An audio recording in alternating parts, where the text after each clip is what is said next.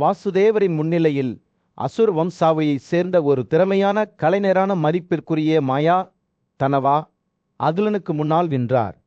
அவரது கண்கள் நன்றியால் நிரம்பியிருந்தன. மாயா மரியாதையுடன் அவரது கைகளை இணைத்து அதுலனிடம் மென்மையான தொனியில் பேசினார்.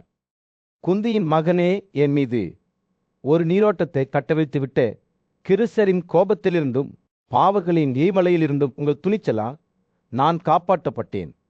உங்கள் கருணைக்கு நான் பதிலளிக்க விரும்புகிறேன். அதுலின் வார்த்தைகள் மாயின் ஆன்மாவுக்கு தைலம் போல இருந்தன.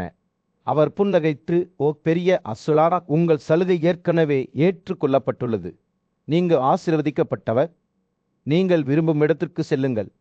எங்கள் நட்பு வலுவாக இருக்கட்டும் என்று கூறினார். மாயாவின் முகம் மகிழ்ச்சியால் பிரகாசித்தது. ஆனால் அதுலனுக்காக வேறு ஏதாவது செய்ய வேண்டும் என்ற உந்துதவை அவரால் எதிர்க்க முடியவில்லை. நான் என் மக்களிடையே ஒரு திறமையான கைவினைஞன் விஸ்வகர்மா என்று மாயா பெருமிதத்துடன் கூறினார். பாண்டுவின் மகனே, நான் உனக்காக அற்புதமான ஒன்றை உருவாக்க விரும்புகிறேன்.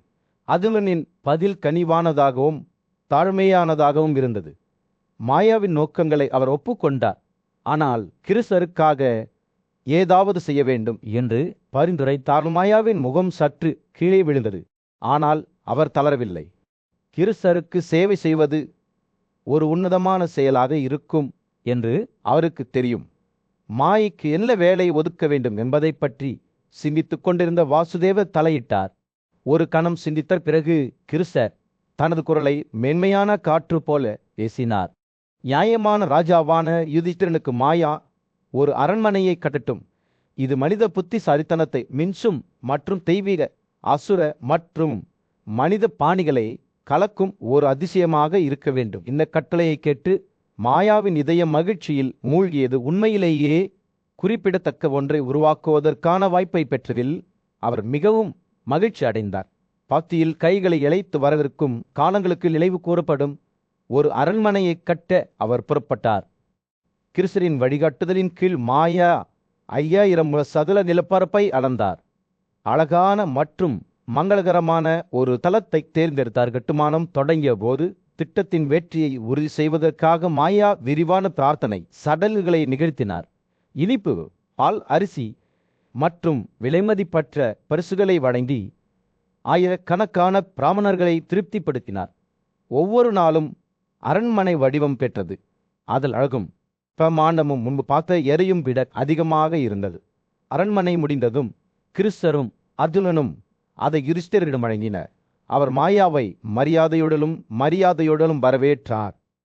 இவ்வளவு அற்புதமான ஒன்றை உருவாக்கியதில் பிரிய அசுர மிகுந்த மகிழ்ச்சி அடைந்தார். மேலும் அவர் மன்னர் வழங்கிய கப்பத்தை ஏற்றுக்கொண்டார். நன்றியுடன் மாயார் தனது மக்களின் பண்டைய வரலாற்றின் கதையான தலவ விருஷாபர்வத்தின் கதையை பாண்டுவின் மகன்களுடன் பகிர்ந்து கொண்டார். அந்த முக்கியமான நாளில் சூரியன் அஸ்தமிக்கும் போது மாஸ்டர் கைவிளைஞரான மாயா சிறிது நேரம் ஓய்வெடுத்து முன்னாலுள்ள பணியை பற்றி சிந்தித்தார். பரபரப்பான நகரமான கண்டவபஸ்தத்தில் வாசுதேவரின் அன்பான மகனான கிருஷ்ணர் தனது உறவினர்களான பாண்டவர்களிடமிருந்து அன்பும் மரியாதையும் நிறைந்த வாழ்க்கையை வாழ்ந்து வந்தார். சில காலமாக அவர் தங்கள் உறவினர்களில் ஒருவரைப் போல நடத்தப்பட்டார். மேலும் அவர்கள் அவரை ஒரு சகோதரராக வணங்க வளர்ந்தனர். ஆனால் இப்போது சிறிது நேரத்திற்கு பிறகு கிருஷ்ணர் தனது தந்தையின் நகரமான துவாரகத்திற்கு செல்ல அசைக்க முடியாத விருப்பத்தை உணர்ந்தார். ஒரு நாள் சோகம் மற்றும் உற்சாகத்தின் கலவையுடன் கிருஷ்ணர் பாண்டவர்களிடம் விடைபெற முடிவு செய்தார். அவர் யுதிஷ்டிரர் பிரீதாவை குந்தி அணுகி அவர்களுக்கு மரியாதை செலுத்தி பணிவுடன் வணக்கம் செலுத்தினார். பிரீதா அன்பில் மூழ்கி அவரது தவையை வாசித்து அன்பாக அவை தழுவினார். கிருஷ்ணர் தனது சகோதரியான சுபத்ராவை அன்புடன் சந்தித்தார். அவர் அவரை பார்த்து சமமாக மகிழ்ச்சி அடைந்தார். அவர்கள் ஒன்றாக மென்மையான தருணங்களை பகிர்ந்து கொண்டபோது கிருஷ்ணரும் திருப்பதியையும் நாணமான பூசாரியான தம்யாவையும் சந்திக்கும் வாய்ப்பை பெற்றார். அவர் தம்யாவுக்கு வணக்கம் செலுத்தி திரௌபதியை வெளியேற அனுமதி கோரும் முன் ஆறுதல் கூறினார். கனத்த இதயத்துடன் கிருஷ்ணர் தனது அன்பான நண்பர்களிடம் விடை பெற்றார். அவர் விரைவில் திரும்பி வருவார் என்பதை அறிந்தார். அதனுடன் கிருஷ்ணர் தனது உறவினர்களின் வீடுகளுக்கு சென்றார். 5 சகோதரர்களால் சூழப்பட்டார் யுதிஷ்டிரன். பீமன் நகுலன் சகதேவ மற்றும் தமியா நீண்ட காலமாக இழந்த சகோதரரைப் போல அவரை மீண்டும் வரவேற்றபோது ஆற்று மகிழ்ச்சியால் நிரம்பியது. கிருஷ்ணர் தனது தெய்வீக மகிமையில் பிரகாசித்தார். தெய்வீகங்களில் சகா இந்திரன் போல பிரகாசித்தாரனது பயணத்திற்கு தயாராவதற்கு கிருஷ்ணர் குளித்து தனது நபரை ஆபரணங்களால் அலங்கரித்து கண்ணை தூய்மைப்படுத்தினார். பின்னர் அவர் தெய்வங்களையும் பிராமணர்களையும் மலர் மாலைகள் மந்திரங்கள் மற்றும் வாசனை திரவியங்களுடன் வணங்கினார். இந்த புனித சடங்குகளை முடித்த பிறகு அவர் புறப்பட தயாராக இருந்தார். அவர் கண்டவகிரஸ்தத்திலிருந்து வெளியே வந்தபோது கிருஷ்ணர் பிராமணர்களுக்கு பழங்கள் உலர்ந்த தானியங்கள் மற்றும் செல்வத்தை வழங்கி அவர்களின் ஆசீர்வாதங்களை நாடினார். பின்னர் அவர் தனது தங்க ரதத்தில் ஏறி கருடா தக்கியா உருவத்தை கொண்ட அதாரியால் அலங்கரிக்கப்பட்டு தனது வேறுமான குதிரைகளான சைத்யா மற்றும் சுக்ரீவாவை இணைத்தார். அவர் புறப்பட்ட போது யுதிஷ்டிரன், அகிலன், பீமன் நகுலன், சகதேவன் மற்றும் தமியன் ஆகியோர் பின்னால் இருந்து அவரை பின்தொடர்ந்தனர். ஆண்டவருடன் சக்தி வாய்ந்த கிருஷ்ணர் தனது அன்பான மாணவர்களால் சூழப்பட்ட ஒரு போதகர் போல நகர்ந்தார். ஆனால் அவர்கள் பயணித்தபோது கிருஷ்ணர் மரியாதையுடன் யுதிஷ்டிரரை மேலும் அவரை பின்தொடர்வதை நிறுத்துமாறு கேட்டுக்கொண்டார். கிருஷ்ணர் தனது இதயத்தில் உள்ள மரியாதையுடன் யுதிஷ்டிரருக்கு வணக்கம் செலுத்தி அவரது கால்களை பிடித்து கொண்டார். இருப்பினும் நீதிமானான மன்னர் விரைவில் கிருஷ்ணரை உயர்த்தி அவரது தலையை வாசித்து குப்பை என்று கூறினார். அவர்களின் பிரமாண்டமான படையெடுப்பின் மத்தியில் புகழ்பெற்ற போர்வீரரான அர்ஜுனன் தனது அசாதாரண திறன்களுக்கு பெயர் பெற்ற சக்தி வாய்ந்த அசுரான மாயா தனவா என்பவரிடமிருந்து எதிர்பாராத ஒரு வருகையை பெற்றார். ஆண்டவருக்கு ஒரு அற்புதமான அரண்மனையை கட்டுவதற்கான திட்டத்துடன் மாயா அர்ஜுனனை அணுகினார். இது அழகு மற்றும் பிரகாசத்தில் மற்ற அனைவரையும் மின்சும் வேலாசா சிகரத்தின் வடக்கு பகுதியில் உள்ள பிந்து ஏரியிலிருந்து நகைகள் மற்றும் ரத்தினங்கள் உட்பட ஏராளமான விலைமதிப்பற்ற பொருட்களை முன்பு சேகரித்ததாக மாயா விளக்கினார். அவர் இந்த பொக்கிஷங்களை சத்தியத்திற்கு அர்ப்பணிக்கப்பட்ட பண்டைய மன்னரான விருஷவர்வாவின் மாளிகையில் சேமித்து வைத்திருந்தார். மாயா பொருட்கள் கொண்டு திரும்புவதாக உறுதியளித்தார். இது உலகம் முழுவதும் கொண்டாடப்படும் ஒரு அரண்மனையை கட்ட பயன்படுத்தப்படும். அவர் பேசுகையில் மாயா ஏரிக்குள் மறைத்து வைக்கப்பட்டிருந்த மற்றொரு பொக்கிஷத்தை குறிப்பிட்டார். ஒரு இலட்சம் கிளப்புகளைப் போன்ற வலிமை கொண்ட பெரிய எடையை தாங்கும் மற்றும் அனைத்து எதிரிகளையும் கொல்லும் திறன் கொண்ட ஒரு சக்தி வாய்ந்த கிழக்கடலின் நிஜமான இராணுவனால் பரிசுவிக்கப்பட்ட தேவதாட்டா என்ற சங்கிலி இருந்ததையும் அவர் வெளிப்படுத்தினார். இன்னர்செல் அதை கேட்ட அனைவரின் இதயங்களிலும் பிரமிப்பை ஏற்படுத்தும் ஒரு ஒளியை உருவாக்கும் என்று கூறப்படுகிறது. இந்த பொக்கிஷங்களை மனதில் கொண்டு மாயா அர்ஜுனனிடம் விடை பெற்று விந்து ஏரியை நோக்கி புறப்பட்டார். மயனகா மலைகளை கடந்து கைலாசா சிகரத்தை அடையும் வரை அவர் வடக்கு நோக்கி சென்றார். அங்கு வானத்தை துளைத்த உயரமான கல் மலையான திரள்யாசிருங்காவை கண்டார். இந்த சிகரத்திற்கு அருகில் விந்து ஏரி இருந்தது. அங்கு மாயா முன்பு பொக்கிஷங்களை சேமித்து வைத்திருந்தார். அந்த பகுதியை ஆராய்ந்தபோது மாயா பழங்கா கதைகளை நினைவு கூர்ந்தார். கங்கை தேவியை பார்க்க விரும்பிய பாரீரதன் மன்னர் ஒரு காலத்தில் ஏரியில் கரையில் வாழ்ந்ததை நினைவு கூர்ந்தார். கடவுள்களின் மன்னரான இந்திரனும் அங்கு ரத்தினங்கள் மற்றும் தந்த பலிபீடங்களால் செய்யப்பட்ட பலிகளை பயன்படுத்தி 100 மகத்தான பலிகளை செய்திருந்தார். இந்த சடங்குகளை முடித்த பிறகு சர்ச்சியின் 1000 கண்கள் கொண்ட ஆண்டவர் வெற்றியின் முடிசூட்டப்பட்டார். மாயாவின் எண்ணங்கள் அருகிலேயே வாழ்ந்த ஆயிரக்கணக்கான ஆவிகளால் வணங்கப்பட்ட நித்திய மகாதேவரை நோக்கி திரும்பின. நாராயணன், பிரம்மா, யமன் மற்றும் சனி ஆகியோர் 1000 யுகங்களின் முடிவில் அங்கு தங்கள் தியாகங்களை செய்ததை அவர் நினைவு கூர்ந்தார். வாசுதேவ பக்தியுடன் தங்க மாலைகளால் அலங்கரிக்கப்பட்ட ஆயிரக்கணக்கான பலிகளை வைத்து தனது சடங்குகளையும் நடத்தினார். மாத பயணத்திற்கு பிறகு மாயா இறுதியாக அர்ஜுனனிடம் திரும்பினார். விருஷா அவருக்கு சொந்தமான கிளத்தங்குச்செல் மற்றும் பல்வேறு படிக பொருட்களை கொண்டு வந்தார். அவர் இந்த பொக்கிஷங்களை பாண்டவர்களுக்கு ஒரு பரிசாக உரிமை கோரினார். மேலும் அவற்றை ஒரு இணையற்ற அரண்மனையை உருவாக்க பயன்படுத்தினார். அசுரா 14 மாதங்கள் அயராது உழைத்தார். தனது திறமை மற்றும் கைவிளைத்திறன் அனைத்தையும் பிற்றத்தில் ஊற்றினார். அரண்மனை இறுதியாக கட்டி முடிக்கப்பட்டபோது மாயா அது கட்டி முடிக்கப்பட்டதாக யுதிஷ்டிரரிடம் தெரிவித்தார். யுதிஷ்டிரர் இந்த செய்தியை கேட்டு மிகவும் மகிழ்ச்சியடைந்தார். அரண்மனை உயரமாக இருந்தது. ராஜாவாகிய யுதிஷ்டிரர் பிரம்மாண்டமான கூட்டத்திற்கான ஆயத்தங்களை தொடங்கிய போது அஸ்தினாபுர ராஜ்யத்தின் மீது சூரியன் உதயமாகவில்லை. அவர் தனது படுக்கையிலிருந்து எழுந்து குளிர்ந்த நீரில் முகத்தை கழுவி தனது மிகச்சிறந்த ஆடை அணிந்தார். ஒரு நோக்கத்துடன் அவர் அரண்மனை சமையலறைக்குச் சென்றார். அங்கு அவரது சமையல்காரர்கள் ஏற்கனவே விரிவான உணவை தயாரிப்பதில் மும்முரமாக இருந்தனர். கடவுளுக்கு பொருத்தமான விருந்தை தயாரிக்குமாறு சமையல்காரர்களுக்கு யுதிஷ்டிரர் அறிவுறுத்திய போது சூடான இறைச்சி மற்றும் ஆவியில் வேக வைத்த காய்கறிகளின் நறுமணம் காற்றில் பரவியது. வதப்படுத்தப்பட்ட வெண்ணெய் மற்றும் தேன், பழங்கள் மற்றும் வேர்கள், பன்றி இறைச்சி, மான் மற்றும் பல்வேறு வகையான இறைச்சி ஆகியவற்றை கலந்த பால் மற்றும் அரிசி உள்ளிட்ட பல்வேறு சுவையான உணவுகளுடன் 10,000 பிராமணர்களை சமைக்குமாறு அவர் உத்தரவிட்டார். ராஜாவின் தாராள மனப்பான்மைக்கு எந்த எல்லையும் இல்லை. ஏனெனில் அவர் தனது சமையல்காரர்களுக்கு உறிஞ்சப்பட வேண்டிய பானங்கள் உட்பட பல்வேறு வகையான பானங்களை தயாரிக்குமாறு அறிவுறுத்தினார். உணவு தயாரிக்கப்படும் போது பல்வேறு நாடுகளைச் சேர்ந்த ஆயிரக்கணக்கான பிராமணர்கள் கூடியிருந்த அரண்மனை சபைக்கு யுதிஷ்டிரர் சென்றார். அவர்களை அன்புடன் வரவேற்றார். புதிய ஆடைகள், மலர், மாலை மற்றும் சிறந்த வாசனை திரவியங்கள் போன்ற பரிசுகளை வழங்கத் தொடங்கினார். மன்னரின் தாராள மனப்பான்மைக்கு இணையாக அவர் ஒவ்வொருவருக்கும் தலைவணங்கி அவர்களின் உயர்ந்த அறிவையும் ஞானத்தையும் அங்கீகரித்தார். பிராமணர்களின் நன்றி உணர்வின் ஒளி சபையில் எதிரொலித்தது. அவர்களின் குரல்கள் ஒற்றுமையுடன் உயர்ந்து ஒரு சிம்பொனியை உருவாக்கின. அது வானத்தை அடைவது போல் தோன்றியது. இது என்ன ஒரு நல்ல நாள் என்று அவர்கள் கோஷமிட்டனர். அவர்களின் வார்த்தைகள் மகிழ்ச்சியாலும் பக்தியாலும் நிரம்பியிருந்தன. யுதிஷ்டிரர் அவர்களின் புகழை கேட்கும்போது புன்னகைத்தார்.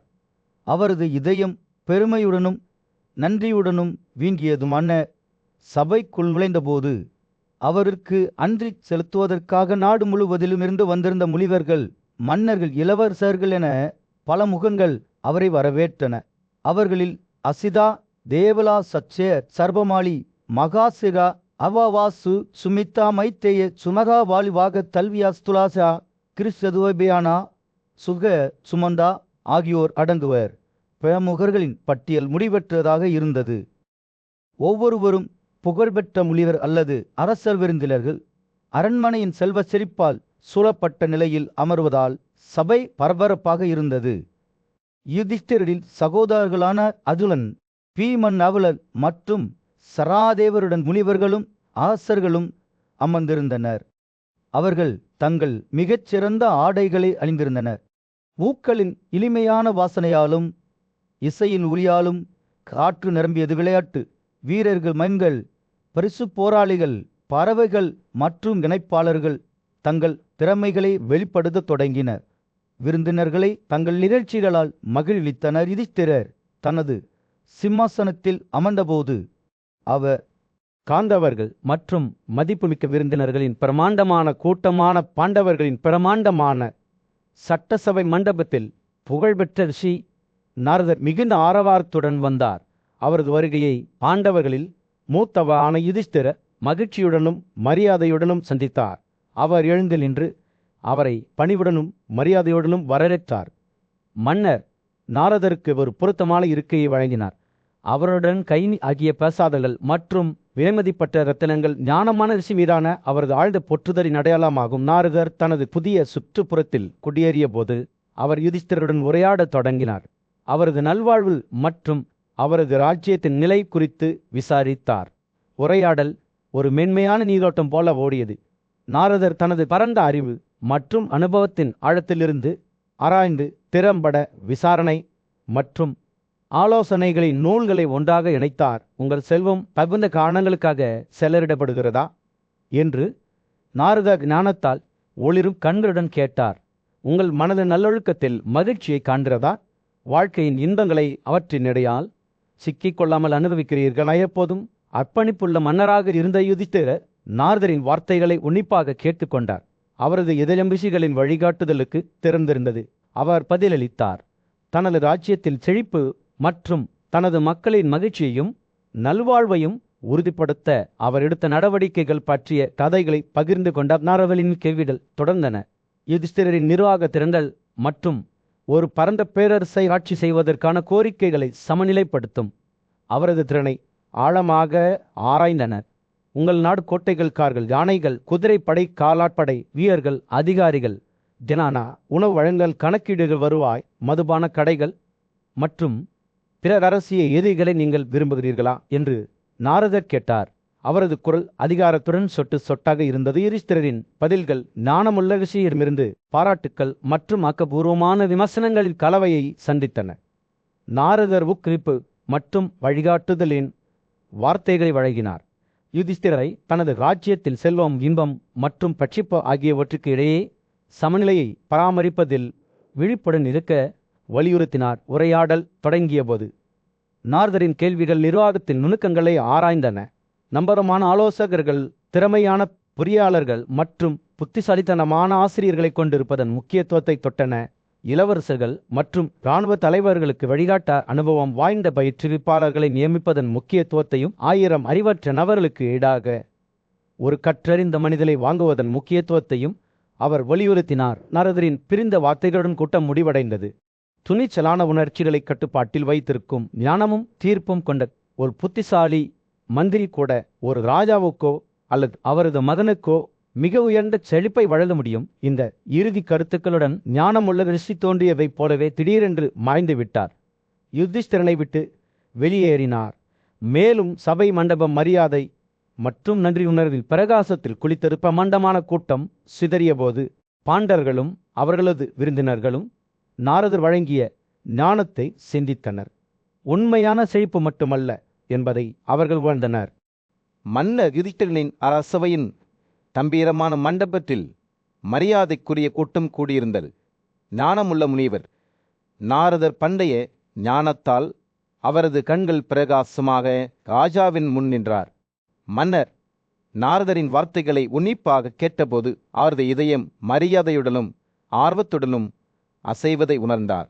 ஒரு காலத்தில் இந்தியாவை நீதியுடனும் இரக்கத்துடனும் ஆட்சி செய்த அவரது புகழ்பெற்ற மூதாதையர்களின் நல்லொழுக்கங்களை பின்பற்றுவதற்கான விருப்பத்தால் ராஜாவின் எண்ணங்கள் உறிஞ்சப்பட்டன. ஒரு மென்மையான புன்னகையுடன் மன்னர் யுதிஷ்டிரர் மற்ற பகுதிகளில் இருந்ததாக கேள்விப்பட்ட கூட்டம் அறைகளை பற்றி விசாரித்தார்.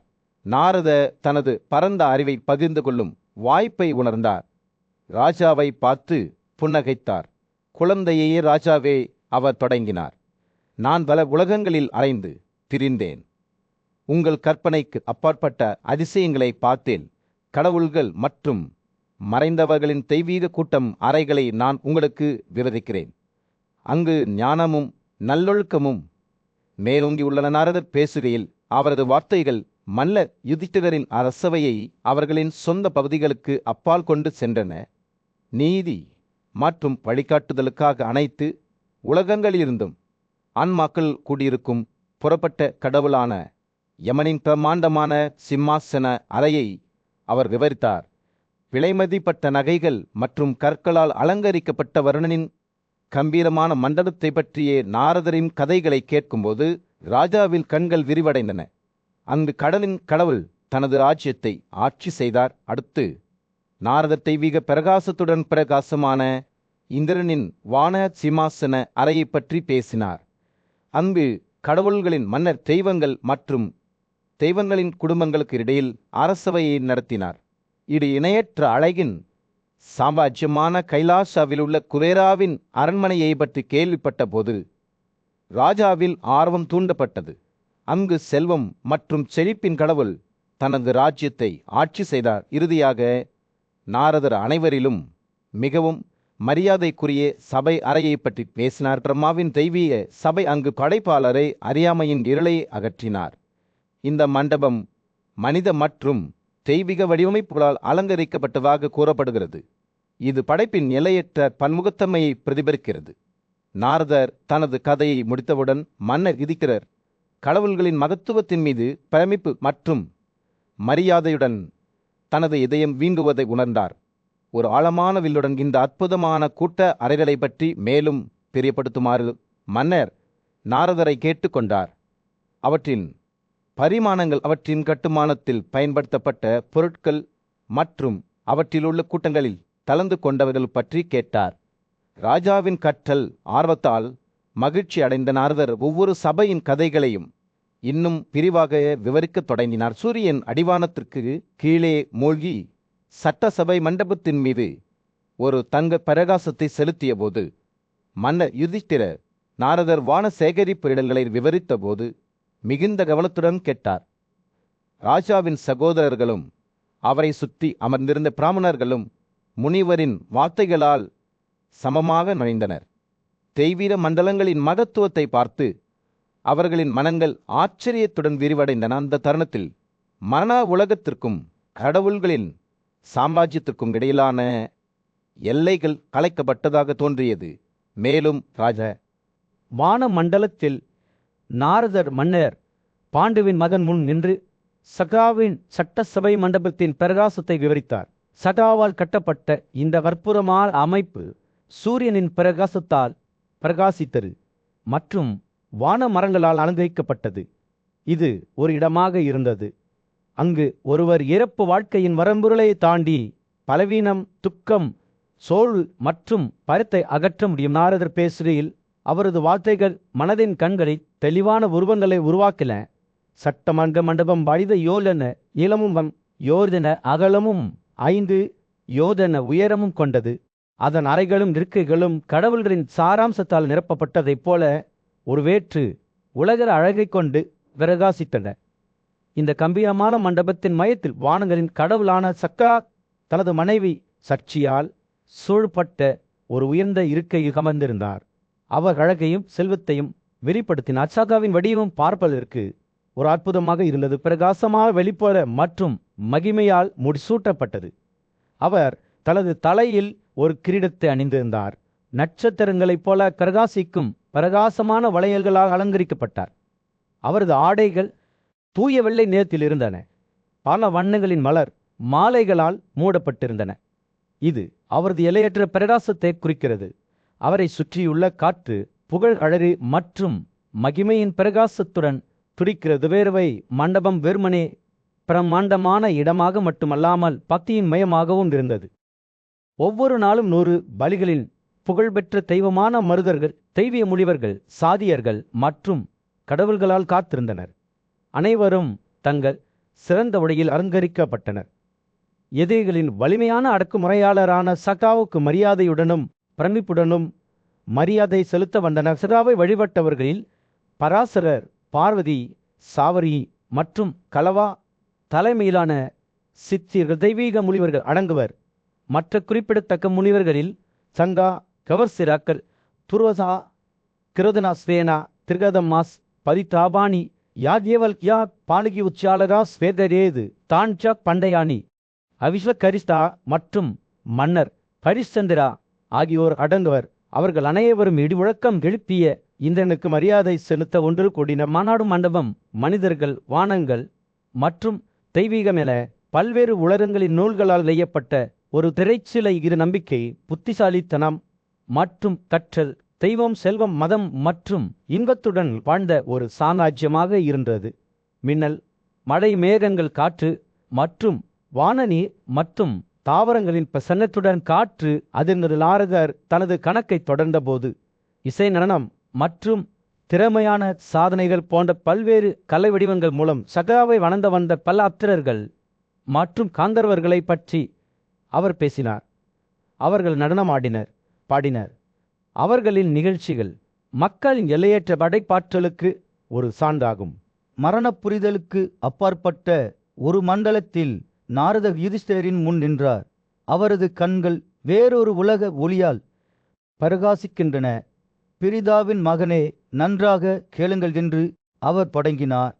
ஏனென்றால் நமனின் சபை இல்லத்தின் அதிசயங்களை நான் உங்களுக்கு வெளிப்படுத்துவேன். சூரிய ஒளியில் பிரகாசிக்கும் அதன் தங்க சுவர்களை நோக்கி அவர்கள் நடந்து செல்லும்போது நாரதர் அதன் பிரம்மாண்டத்தை பற்றி பேசினார்.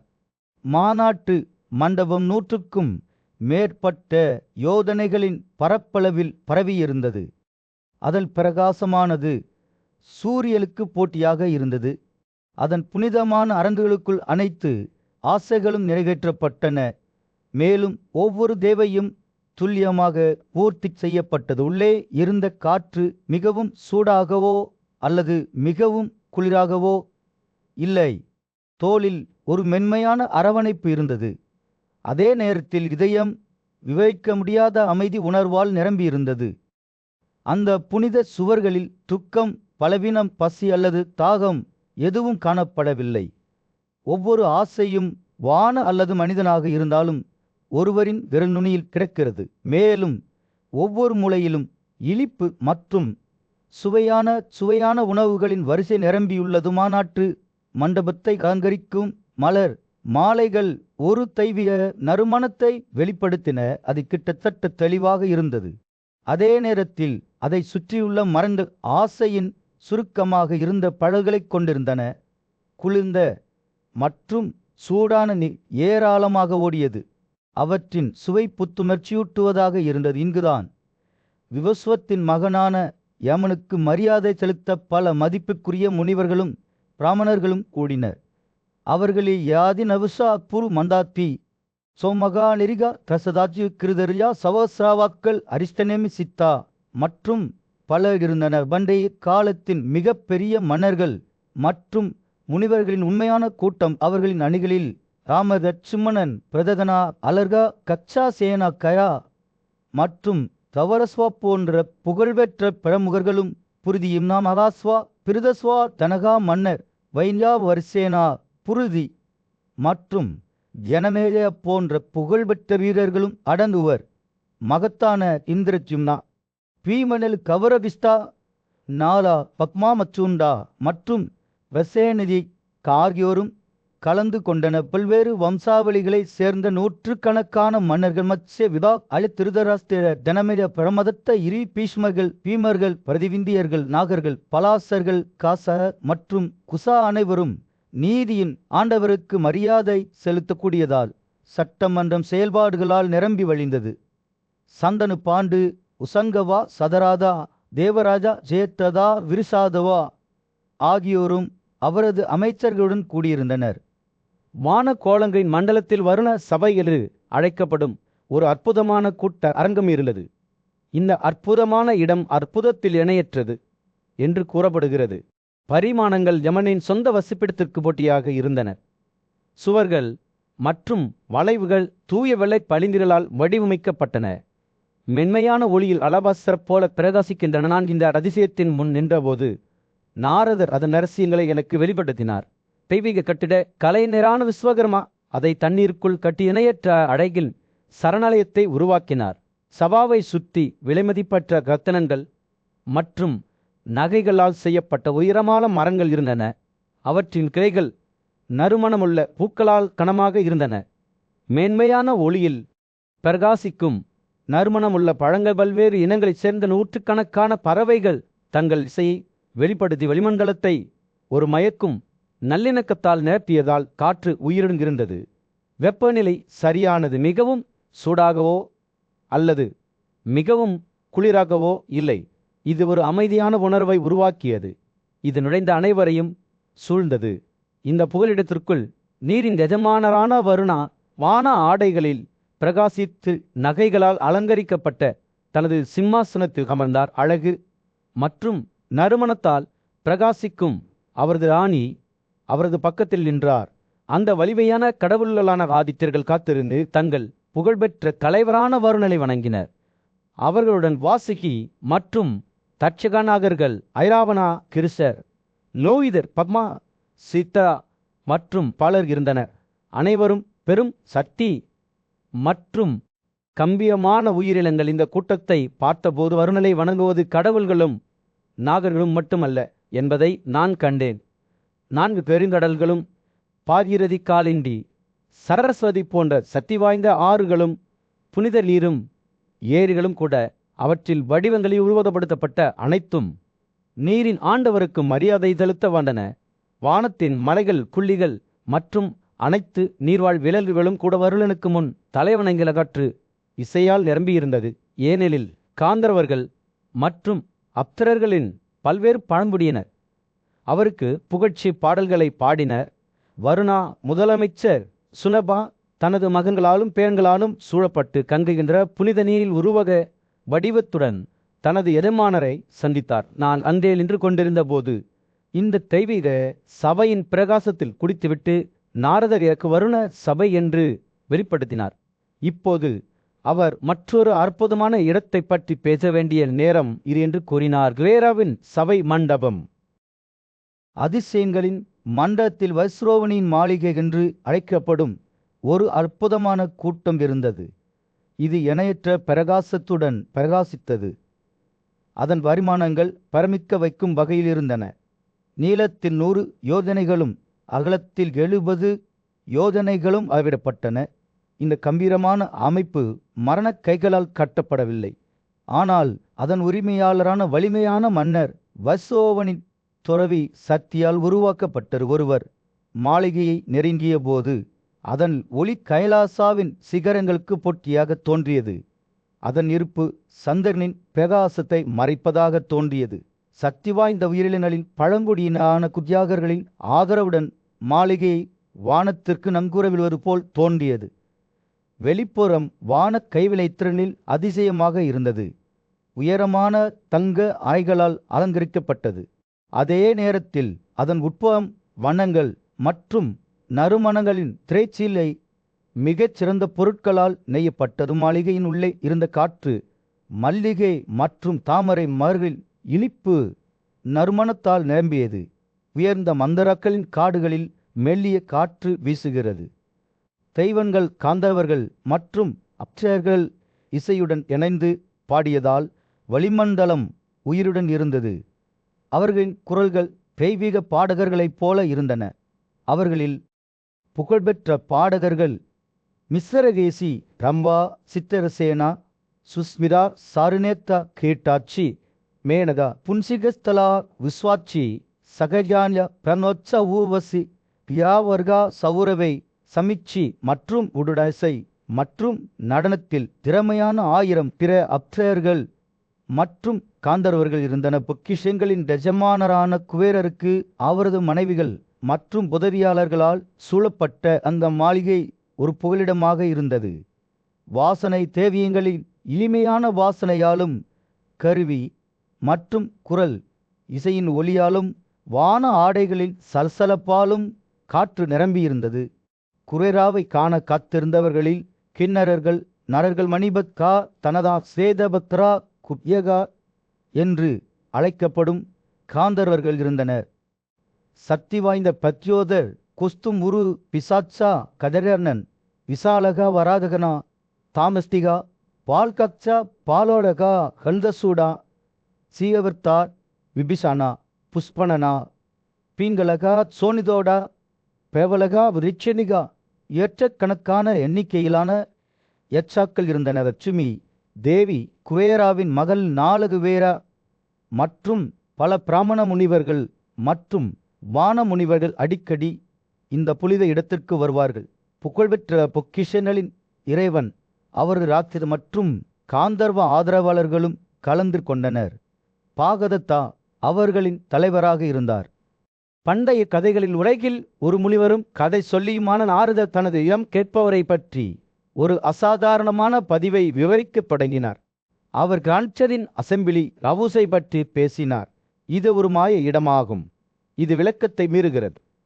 அங்கு இருப்பின் துணி ஒன்றாக நெய்யப்பட்டது. பண்டைய பொற்காலமான கிருதயுகத்தின் கடந்த காலத்தில் பிரகாசமான தெய்வமான வாதித்ய மனிதர்களிடையே நடக்க சொர்க்கத்திலிருந்து இறங்கினார் என்று கூறப்படுகிறது. அவர் பூமியில் அலைந்து திரிந்தபோது நாரதர் அவரை சந்தித்து பிரம்மாவின் தெய்வீக சபை பற்றி கேட்டார். 1000 கதிர்கள் பிரகாசிக்கும் ஆதித்தா இந்த அற்புதமான இடத்தின் கதையை பகிர்ந்து கொண்டார்களையால் ஈர்க்கப்பட்ட நாரதர் தனக்காக சபை மாளிகையை பார்க்க வேண்டும் என்று தனது விருப்பத்தை வெளிப்படுத்தினார். ஆதித்ய முனிவரின் ஆர்வத்தால் மகிழ்ச்சி அடைந்தார். தீவிர பக்தி மற்றும் துறவி நடைமுறைகள் மூலம் இந்த பார்வையை அடைய முடியும் என்பதை வெளிப்படுத்தினார். பின்னர் நாரத 1000 ஆண்டு பிரமா சபதம் செய்து புனிதமான இமாவமலைகளை தியானம் செய்தார். அவர் தனது தவத்தை நிறைவு செய்தபோது ஒளியின் பிரகாசமான கடவுளான சூரியன் அவருக்கு தோன்றி, ஞானியே, என்னை பின்பற்றுங்கள், ஏனென்றால் நான் உன்னை சபை மாளிகையை பார்க்க அழைத்துச் செல்வே என்று கூறினார்.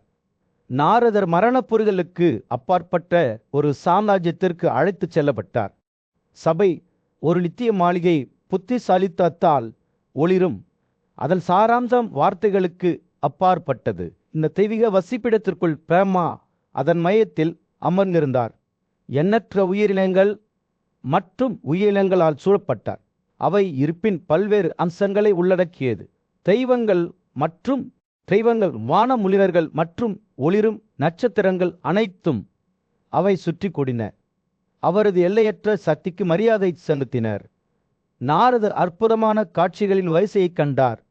7 வகை பித்திகள், அவற்றின் தனித்துவமான பண்புகளுடன் ராட்சசர்கள், பிசாச்சர்கள் மற்றும் பிற இயற்கைக்கு அப்பாற்பட்ட உயிரினங்கள், நாகர்கள், பறவைகள் மற்றும் விலங்குகள் அனைவரும் மகனை வணங்குகிறார்கள். புரந்தரர், வருணா, குரேரா, யமன், மகாதேவர் போன்ற மிகவும் மதிப்பிற்குரிய தெய்வங்கள் கூட உமாவுடன் சேர்ந்து இந்த புனித தலத்தை சரி செய்வார்கள்.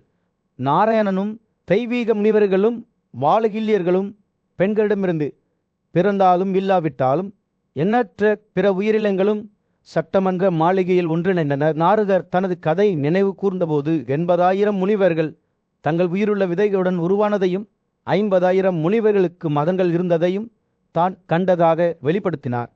சொர்க்கத்தில் வசிப்பவர்கள் விருப்பப்படி இந்த இடத்திற்கு பள்ளு பார்த்து பிரம்மாவை வணங்கி பின்னர் தங்கள் பகுதிகளுக்கு திரும்புவார்கள். சட்டமன்ற இல்லத்தின் மையத்தில் பெரல் பிரபஞ்சத்தில் ஆன்மாவாக அமர்ந்தார். அளவிட முடியாத புத்திசாலித்தனத்தில் சுயமாக உருவாக்கப்பட்ட பிரம்மா இவ்வாறு புராணங்களின் நூல்களை ஒன்றாக இணைத்து பரம தெய்வமான பிரம்மாவின் மகத்துவத்தை வெளிப்படுத்தும் வகையில் நாரதரின் கதை அதிசயத்தின் திரைச்சீலை போல வெளிப்பட்டது.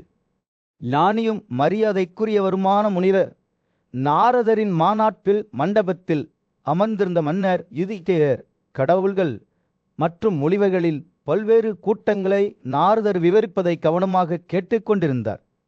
பூமியின் கிட்டத்தட்ட அனைத்து மன்னர்களும் வசிக்கும் யமனின் பிரம்மாண்டமான கூட்டத்தை பற்றி கேள்விப்பட்டபோது ராஜாவின் கண்கள் ஆச்சரியத்தால் வீவடைந்தன. நாகர்கள், தெய்வீகர்கள், ஆறுகள், பெருங்கடல்கள், எச்சர்கள், குச்சேக்கர்கள் மற்றும் காந்தர்வர்கள் உள்ளிட்ட வருணனின் கூட்டத்தின் விவரங்களால் அவர் சமமாக ஈர்க்கப்பட்டார். நாரதர் தொடர்ந்து பேசுகையில் அவர் பொக்கிஷங்களின் எஜமானரின் சபையை குறிப்பிட்டார். அங்கு ஒரு காளையை தனது வாகனமாக வைத்திருக்கும் தெய்வம் வசித்து வந்தார். நாரதர் பேரனின் சபையை பற்றி பேசியபோது ராஜாவின் ஆர்வம் அதிகரித்தது. அதில் அனைத்து பெரிய முனிவர்கள், கடவுள்கள் மற்றும் கல்வியின் கிளைகள் அடங்கும். இருப்பினும் மன்னர் ஹரிச்சந்திராவின் குறிப்பு தான் உண்மையில் யுதிஷ்டிரரின் கவனத்தை ஈர்த்தது. சொல்லுங்கள் ஞானிகளே, இந்த புகழ்பெற்ற மன்னர் என்ன செயலை செய்தார்? அல்லது நிலையான சபதங்களுடன் என்ன துறவி தவம் செய்தார்? இதன் விளைவாக அவர் இந்திரனுக்கு சமமாக இருந்தார் என்று யுதிஷ்டிரர் கெஞ்சினார். நாரதர் புன்னகைத்தார். அவரது கண்கள் மகிழ்ச்சியால் மின்னின. ஏய் மன்னர் ஹரிச்சந்திர, ஒரு சக்தி வாய்ந்த ஆட்சியாளர், பூமியின் அனைத்து மன்னர்களுக்கும் பேரரசர் என்று அவர் தொடங்கினார். அவர் தனியாக தங்கத்தால் அலங்கரிக்கப்பட்ட ஒரு வெற்றிகரமான ரதத்தின் மீது ஏறினார்.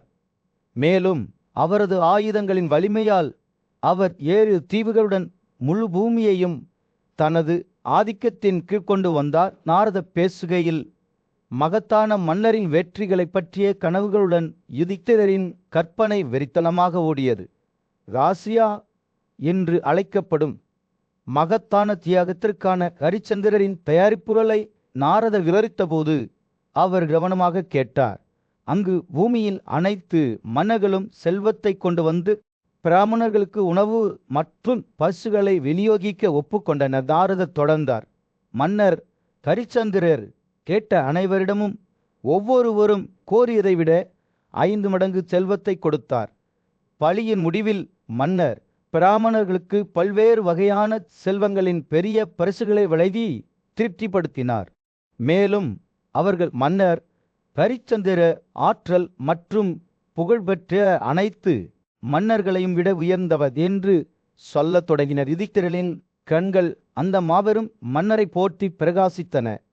அதே தியாகம் தான் பரிச்சந்திரனை இந்திரனுடன் சமமான நிலைக்கு உயர்த்தியது என்று நாரதர் விளக்கியதை அவர் கேட்டார். நாரதர் தனது கதையை முடித்தவுடன் யுதிஷ்டிரர் தனது எண்ணங்களை தனது சொந்த தந்தையான பாண்டவிடம் திருப்பினார். அவர் இப்போது பித்திகளின் பகுதியில் வசித்து வருகிறார். ஓ புத்திசாலி, அவர் கேட்டார், நீங்கள் என் தந்தையை எப்படி சந்தித்தீர்கள்? அவர் உங்களிடம் ஏதாவது சொன்னார்? நாரதனின் வெளிப்பாடு புனிதமானது. ஆம் மன்னர் யுதிஷ்டிரன், ஹஸ்தினபுர ராஜ்யத்தின் மீது சூரியன் அஸ்தமிக்கும் போது மன்னர் யுதிஷ்டிரர் தனது மகா சபையில் அமர்ந்திருந்தார். அவரை சுற்றி அவரது புத்திசாலித்தனமான ஆலோசகர்களும் சகோதரர்களும் இருந்தனர். ராசூயா பலியின் மகிமையால் அவரது எண்ணங்கள் நுகரப்பட்டன. இது அவரை ஒரு பேரரசரின் அந்தஸ்துக்கு உயர்த்தும் ஒரு சடங்கு. இந்த மகத்தான செயலை செய்த பண்டைய மன்னர்களின் நினைவுகள் அவரது மனதில் இன்னும் நீடித்திருந்தன. மேலும் அவர்களின் அடிச்சுவடுகளை பின்பற்ற அவர் ஏங்கினார். நாரதரின் வார்த்தைகள் யுதிஷ்டிரருக்குள் ஒரு நெருப்பை தூண்டின. ராசூய தியாகத்தை மேற்கொள்ளும் விருப்பத்தை அவரால் அசைக்க முடியவில்லை. இந்த விஷயத்தை மேலும் விவாதிக்குமாறு அவர் தனது ஆலோசகர்களையும் சகோதரர்களையும் அழைத்தார். ஆனால் அவை அவரது தீர்மானத்தை வலுப்படுத்தின. குரு வம்சத்தின் சரியான மன்னராக இந்த மகத்தான தியாகத்தின் மூலம் ஒரு பேரரசரின் பண்புகளை உரிமை கோரும் நேரம் இது என்று அவர்கள் அவரிடம் கூறினர். யுதிஷ்டிரரின் மனது எண்ணங்கள் மற்றும் உணர்ச்சிகளின் சூறாவளியாக இருந்தது. ராசியாவை செய்வது தனக்கு மிகுந்த பெருமையையும் சக்தியையும் கொண்டு வரும் என்று அவருக்கு தெரியும். ஆனால் இவ்வளவு பெரிய முயற்சியின் விளைவுகளையும் அவர் அஞ்சினார். அவரது சகோதரர்களான பீமன், நகுலன் மற்றும் சராதேவர் அனைவரும் அவரை தியாகத்தை தொடருமாறு வலியுறுத்தினர். ஆனால் யுதிஷ்டிரரின் புத்திசாலித்தனமான மற்றும் நியாயமான இயல்பு அவரை தயங்க வைத்தது. அவர் தனது நம்பகமான ஆலோசகர்களான தம்மியா மற்றும் வைபயானா ஆகியோரை இந்த விஷயத்தில் ஆலோசிக்குமாறு அழைத்தார். அவர்கள் ஒன்றாக வேதங்களை ஆராய்ந்து அத்தகைய பிரமாண்டமான சடங்கை மேற்கொள்வதன் நன்மை தீமைகளை எடை போட்டனர். ஆனால் விவாதங்கள் தொடர்ந்தபோது யுதிஷ்டிரரின் சந்தேகங்கள் ஆழமடைந்தன. அப்போதுதான் நாரதரின் புத்திசாலித்தனமான வார்த்தைகளை அவர் நினைவு கூர்ந்தார். ஏற்கனவே ஒரு ராஜ்யத்தை வைத்திருப்பவர் வருணனின் பண்புகளை பெற ஒரு ராஜாவுக்கு உதவும் அந்த தியாகத்தின் மூலம் ஒரு பேரரசரின் அனைத்து பண்புகளையும் விரும்புகிறார். இந்த வார்த்தைகள் அவரது மனதில் எதிரொலித்தன. மேலும் யுதிஷ்டிரர் மனித ஞானத்திற்கு அப்பாற்பட்ட ஒருவரின் ஆலோசனையை பெற வேண்டும் என்பதை அறிந்திருந்தார். யுதிஷ்டிரர் தெய்வீக இளவரசர் அனைத்து உயிரினங்களின் எஜமானரை புகழ்ந்துரைக்கும் பரிசுகளையும் வார்த்தைகளையும் ஏந்தியபடி அவர் துவாரகருக்கு ஒரு தூதரை அனுப்பினார். வேவான தேர் இந்திரபதத்துக்கு வந்தது. விரைவில் கிறிஸ்தரே யுதிஷ்டிரர் முன் தோன்றினார். தனது பண்பு மனத்த ஆழ்மையுடன் ராசூய பலியை தொடர வேண்டுமா என்று கிறிஸ்தரின் வழிகாட்டுதலை கேட்டார். கிறிஸ்தரின் வருகை யுதிஷ்டிரரின் குழப்பமான மனதிற்கு ஒரு அமைதியை கொண்டு வந்தது. யுதிஷ்டிரர் தனது சந்தேகங்களையும் அச்சங்களையும் பகிர்ந்து கொண்டபோது இளவரசர் கவனமாக கேட்டார். சிறிது சிந்தனைக்கு பிறகு கிருஷ்ணர் தனது ஆலோசனையை வழங்கினார். என் அன்பான யுதிஷ்டிரனே, ராசூயாவின் மகத்தான தியாகத்தை செய்ய நீங்கள் தகுதியானவர். உங்கள் இதயம் தூய்மையானது, உங்கள் நோக்கங்கள் நியாயமானவை.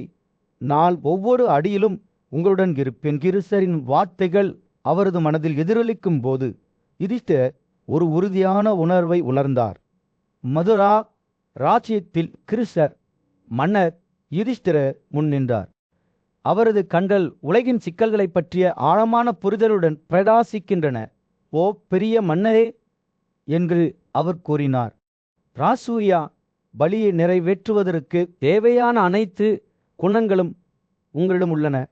இருப்பினும் பலருக்கு தெரியாத ஒரு விஷயத்தை நான் உங்களுக்கு சொல்கிறேன். இப்போது அந்த பெயரை கொண்ட சத்திரியர்கள் ஒரு காலத்தில் தெமாக்கியாவின் மகன் ராமரால் ஆளப்பட்டவர்களை விட பாண்டவர்கள் கிறிஸ்தரின் வார்த்தைகள் ஒரு சவால் போல காற்றில் தொங்கிக் கொண்டிருந்தன. கிறிஸ்தர் தொடர்ந்தபோது யுதிஷ்டிரர் கவனமாக கேட்டார். எண்ணற்ற அரச வம்சாவளியினர் மற்றும் சாதாரண சத்திரியர்கள் அனைவரும் ஐலா மற்றும் இவாகு வம்சாவளியைச் சேர்ந்தவர்கள் என்று கூறுகிறார்கள். ஐலா வம்சாவளியினர் 100 தனித்தனி வம்சங்களாக பிரிக்கப்பட்டுள்ளனர். ஒவ்வொன்றும் அதன் சொந்த தனித்துவமான தன்மையை கொண்டுள்ளன. ஆனால் மதரத்தின் ஆட்சியாளரான தசந்தார் என்ற ஒரு மன்னர் அவர்கள் அனைவரையும் வெல்ல முடிந்தது. சந்தனின் வளர்ந்து வரும் சக்தியை பற்றி பேசும்போது கிறிஸ்தரின் குரல் ஒரு கவலையை எடுத்தது. அவர் இந்த மன்னர்கள் அனைவரின் தலைகளிலும் தன்னை நிலை நிறுத்தி கொண்டார். நம்மிடையே ஒற்றுமையை உருவாக்க தீர்மானித்தார். அவரது ஆதிக்கம் பூமியின் நடுப்பகுதி முழுவதும் பரவியுள்ளது. அவரது ஆற்றல் ஒப்பிட முடியாதது. கிறிஸ்தர் அவருக்கு முன்னாலுள்ள நிலப்பரப்பை ஆய்வு செய்து நிறுத்தினார். சந்தனின் அரசவை வலிமையான வீரர்களால் நிரம்பியுள்ளது என்று அவர் கூறினார். ஒவ்வொருவரும் கணக்கிடப்பட வேண்டிய ஒரு படை பெரும் ஆற்றலுடன் கூடிய சிசுபாலாய் இருக்கிறார். அவர் தரசந்தரின் பாதுகாப்பிற்கு தன்னை நிலைநிறுத்தி கொண்டு அவரது தளபதியாக மாறிவிட்டார். கருஜர்களின் மன்னரான வாக தனது சீடராக தரசந்தாவை காத்திருக்கிறார். தனது மாயை சக்திகளை வெளிப்படுத்துவதன் மூலம் போராட முடியும். தரசந்தருக்கு தங்கள் விசுவாசத்தை உறுதியளித்த மற்ற மன்னர்களை பற்றி பேசும்போது கிறிஸ்தரின் கண்கள் குறுகனன்சா திம்பதர் தந்தாதா தரிசா கிரவமேகவாவனா பின்னர் பாவதத்தா இருக்கிறார் என்று கிறிஸ்தர் கூறினார். அவரது குரல் சோபத்தில் மூழ்கியது. யவன மன்னர் தனது சொந்த பெரும் சக்தியும் செல்வாக்கும் இருந்த போதிலும் தர்சங்கருக்கு முன் தலைவணங்கினார். ஆனால் இந்த சக்தி வாய்ந்த போர் வீரர்கள் அனைவரிடமும் கிறிஸ்தரின் இதயம் மன்னர் யுதிஷ்டிரருக்கு விசுவாசமாக இருந்தது. குந்தி இலத்தின் துணிச்சலான நிலைப்பாட்டாளரான புருதி பற்றி அவர் பேசினார். அவர் யுதிஷ்டிரரை ஒரு தந்தையாக கருதினார். கிறிஸ்தரின் பார்த்தரில் வரலாறு மற்றும் அரசியலின் எடையை கொண்டு கனமாக தொங்கிக் கொண்டிருந்தன. நாங்கள் தசந்தாவுடனான உறவுகளால் பிணைக்கப்பட்டோம் என்று அவர் கூறினார். இருப்பினும் அவர் எங்களை மதிக்கவில்லை. எங்களுக்கு தீங்கு செய்ய விரும்புகிறார். அவர் தர்சந்தாவின் புகழை கொண்டு மட்டுமே குருடனாக இருந்ததால் அவர் தன்னை அவரது அடைக்கலத்தின் கீழ் நிறுத்தி கொண்டார். கிறிஸ்தர் பேசுகையில் யுதிஷ்டிரர் பெருகிய மன உளைச்சலுடன் அதை கேட்டார். ராஜ்யம் நிலை பெற்றிருந்தது. ஒரு பிரம்மாண்டமான கூட்டத்தின் மத்தியில் யுதிஷ்டிர உயரமாக நின்றார். அவரது கண்கள் ஆழமான இயக்கம் மற்றும் விசாரணை உணர்வுடன் பிரகாசிக்கின்றன. அவர் விருஷி குலத்தின் புத்திசாலித்தனமான மற்றும் சக்தி வாய்ந்த தாய்வான கிறிஸ்தரிடம் திரும்பி, ஓச்சலார்த்தனே, உங்கள் வார்த்தைகள் எல்லாமாவுக்கு ஒரு தளம் போன்றது. வேறு யாரும் பேச முடியாது என்று நீங்கள் உண்மையை பேசினீர்கள். உங்கள் புரிதல் பறந்துள்ளது. உங்கள் நுண்ணறிவு இணையற்றது. ஞானத்துடன் ஆட்சி செய்வதாக கூறும் பல மன்னர்கள் உள்ளனர். ஆனால் உண்மையான ஏகாதிபத்திய சக்தியை பயன்படுத்துவதற்கான வலிமையும் தைரியமும் சிலருக்கு மட்டுமே உள்ளன. அவர் பேசுகையில் யுதிஷ்டிரனின் கண்கள் கூட்டம் முழுவதும் அலைந்து திரிந்தன. அவரது எண்ணங்கள் அவர்களின் சொந்த விதியின் எடையால் நுகரப்பட்டன. போரில் வெல்ல முடியாதவராக தோன்றிய மகத மன்னரான வலிமையான தசந்தரை எதிர்கொண்ட போது அவர்கள் அனைவரையும் பிடித்து கொண்டிருந்த பயத்தை அவர் நினைவு கூர்ந்தார். ஓ கிறிஸ்தையே, அவர் தொடர்ந்தார், நான் சந்தேகத்தால் பாதிக்கப்பட்டுள்ளேன். இந்த அசுரலை நாம் உண்மையில் தோற்கடிக்க முடியுமா? இவ்வளவு சக்தி வாய்ந்த ஒருவரை நாம் தோற்கடிக்க முடியும் என்று நினைப்பது ஆணவம் அல்லவா? கிறிஸ்தர் கவனமாக கேட்டபோது அவரது கண்கள் ஒருபோதும் யுதிஷ்டிரரின் முகத்தை விட்டு விலகவில்லை.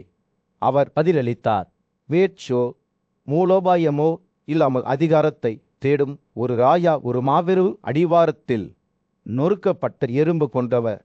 ஆனால் நாம் அத்தகைய மன்னர்கள் அல்ல. பீமனின் வலிமை போரில் அகுலனின் வலிமை நமக்கு வழிகாட்டும்.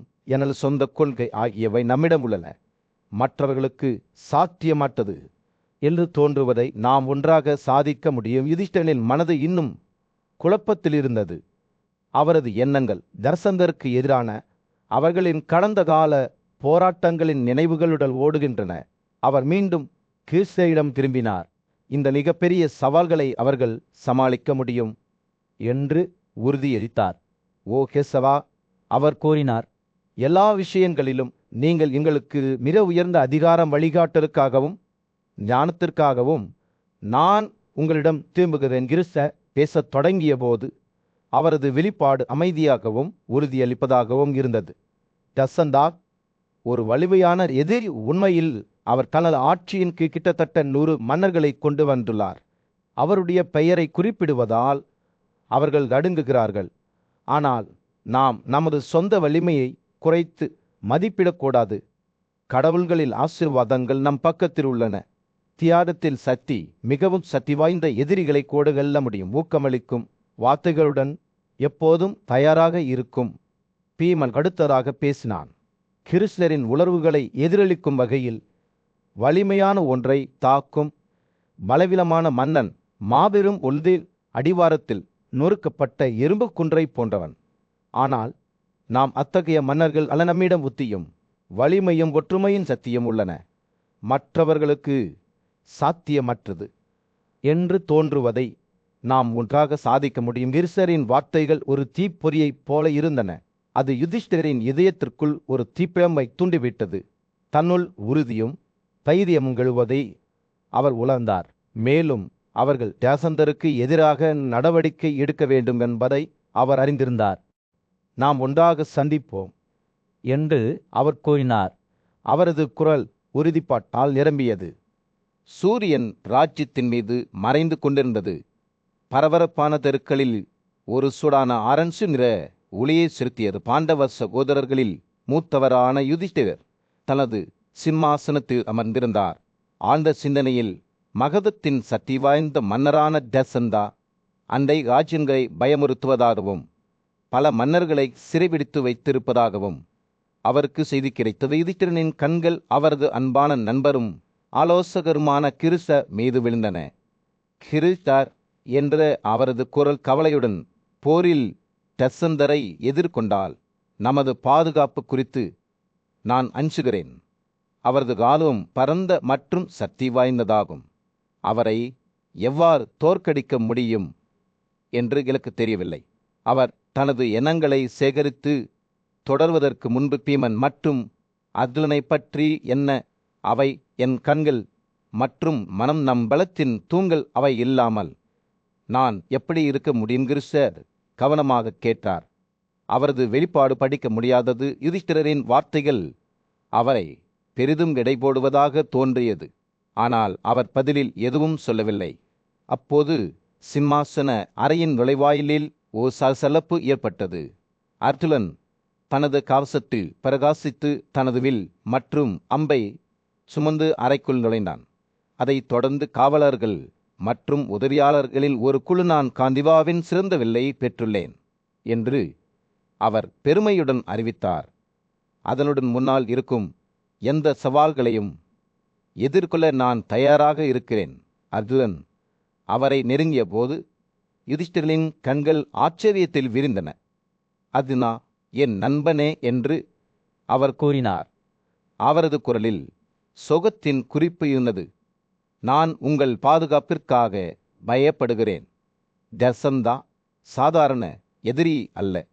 ஆனால் அர்ஜுனன் தடையின்றி இருந்தான். என் ஆண்டவரே, போரில் நமக்கு வெற்றியை தரும் வில்லை நான் பெற்றுவிட்டேன். என் கட்டளையில் எனக்கு கூட்டாளிகளும் ஆட்சிகளும் உள்ளன. இந்த விலை கொண்டு நான் வெல்ல முடியாதவனாக இருக்கிறேன். வம்சாவளியின் மேன்மை முக்கியம், ஆனால் வலிமைதான் உண்மையில் முக்கியம். ஒரு சத்திரியன் தனது எதிரிகளை அடிமைப்படுத்துவதன் மூலம் தனது புகழையும் உடைமைகளையும் அதிகரிக்க வேண்டும் என்று ஒரு நதியைப் போல தனது வார்த்தைகள் கொட்டத் தொடங்கின. கிருஷ்ணர் அர்ஜுனனின் வார்த்தைகளை கேட்டார். அவரது உதடுகளில் ஒரு புன்னகை விளையாடும். ஒரு குறிப்பு அவரது சந்தேகங்களுக்கும் அர்ஜுனனின் அசைக்க முடியாத நம்பிக்கைக்கும் இடையே கிழிந்த யுதிஷ்டிரர் அவரை நிச்சயமற்ற முறையில் பார்த்தார். அர்ஜுனன் தொடர்ந்தான். கடந்து செல்லும் ஒவ்வொரு கணமும் அவரது குரல் மேலும் மேலும் உணர்ச்சிவசப்பட்டு வருகிறது. நாம் ஜசந்தனை தோற்கடித்து அவர் கைதியாக வைத்திருக்கும் மன்னர்களை விடுவிக்க வேண்டும். அப்பாவிகளை பாதுகாப்பதும் நீதியை நிலைநிறுத்துவதும் சத்திரியர்கள் என்ற முறையில் நமது கடமையாகும். இந்த சவாலை நாம் ஏற்காவிட்டால் உலகம் நம்மை திறமையற்றவர்கள் என்று நினைக்கும் அதுலன் பேசும்போது யுதிஷ்டிரனின் வெளிப்பாடு மென்மை அடைந்தது. அவர் தனது சகோதரனில் பிரகாசமான மற்றும் உண்மையான ஒரு நெருப்பை கண்டார். தைரியம் மற்றும் நம்பிக்கையின் சுடர். போரினால் பாதிக்கப்பட்ட உலகத்தின் மத்தியில் மாபெரும் போர்வீரரான அதுலன் தனது தேரோட்ட வீரரும் நண்பருமான கிருஷ்ணரிடம் ஒரு கேள்வியை எழுப்பினான். பாரத இனத்தில் பிறந்தவரின், குறிப்பாக குந்தியின் மகளின் கடமை அல்ல என்று கேட்டான். கிருஷ்ணர் கட்டளையில் குறிப்பிடப்பட்டுள்ள கொள்கைகளின்படி அனைத்து எதிரிகளையும் தாக்குவது அவர்களின் கடமை என்று பதிலளித்தார். வெற்றிக்கு நல்ல கொள்கையும் மூலோபாயமும் ஆசியம் என்றும் கெட்ட கொள்கையுடன் போராடும் போர் தோல்வியில் முடிவடையும் என்றும் அவர் விளக்கினார். அப்போது கிருஷ்ணர் ஒரு காலத்தில் மாபெரும் போர் வீரராக இருந்த பராக்கிரமசாலியான தசந்தரை பற்றி கூறினார். அவரது இளமை காலம் மகிழ்ச்சியில் கழிந்தது. அவரது 2 அழகான மனைவிகளால் சூழப்பட்டது. ஆனால் பல புனித சடங்குகள் மற்றும் தியாகங்களை செய்த போதிலும் அவர் ஒரு வாரிசை பெற தவறிவிட்டார். மகனுக்காக ஆசைப்பட்ட விரடத மன்னர் ஞானியான ரிஷி சந்தாகுசிகாவில் ஆலோசனையை பெற்ற ராஜாவின் பத்தியில் மகிழ்ச்சி அடைந்த ரிஷி அவருக்கு ஒரு வரம் கொடுத்தார்.